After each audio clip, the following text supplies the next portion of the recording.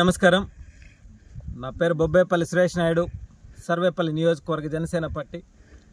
సర్వేపల్లి నియోజకవర్గంలో సర్వేపల్లి నియోజకవర్గ ప్రజల చేత 2 సార్లు ఓట్లు ఇచ్చుకొని శాసనసభ్యుడై మంత్రి అయి కనీసం 117 పంచాయతీల్లో శ్మశానాలకి మట్టి తోలించడం కానీ, శ్మశానాలను అభివృద్ధి చేయడం కానీ, కనీసం కంచెలు వేయడం కానీ, బోర్లు వేయడం కానీ చేసినటువంటి పరిస్థితులే.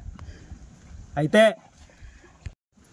ఏదైతే జంగాలపల్లి గ్రామ పంచాయతీ మరియు ఇడిమేపల్లి గ్రామ పంచాయతీలో ఒక భాగమైనటువంటి గిరిజనులు వాడుకునేటువంటి శ్మశానం, ఈ శ్మశానానికి కనీసం ఒక శవాన్ని తీసుకెళ్ళి బూడ్చుకునేదానికి కూడా వసతి లేకుండా కంప చెట్లతో మోకాళ్ళతో నీళ్లతో నిండిపోయి అస్తవ్యస్తంగా ఉంది.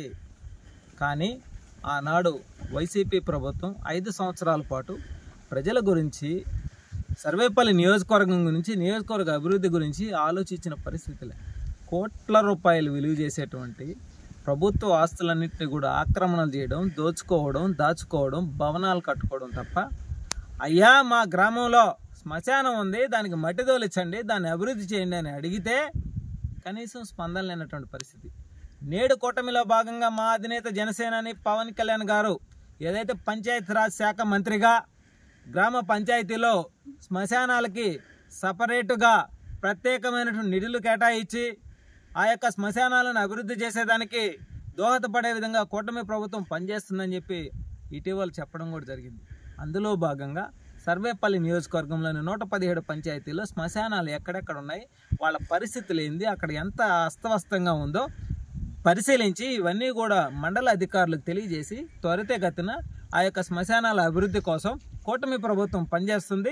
అదేవిధంగా సర్వేపల్లి నియోజకవర్గ శాసనసభ్యులు సోమిరెడ్డి చంద్రమోహన్ రెడ్డి గారి దృష్టికి కూడా తీసుకువెళ్ళి త్వరితగతిన ఈ యొక్క శ్మశానాన్ని క్లీన్ చేయించడం కానీ, వాళ్ళకి గ్రావెల్ తోలించడం కానీ, అదేవిధంగా బోర్ వేయించడం కానీ ఇవన్నీ కూడా చేయించేదానికి కూటమి ప్రభుత్వంలో భాగమైనటువంటి జనసేన పార్టీ ముందుండి ఈ యొక్క కార్యక్రమాలన్నీ చేపట్టడం కోసం మేము శ్రీకారం చుట్టడం జరిగింది.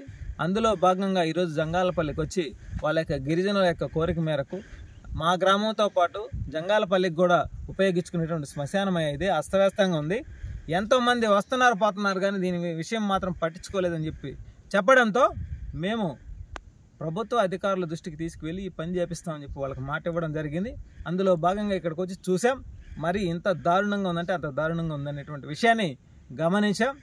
దాన్ని త్వరితగతినే ఆ యొక్క పనిని చేపించేదానికి మా వంతు మేము కృషి చేస్తామని చెప్పి మనస్ఫూర్తిగా తెలియజేస్తా ఉన్నాం.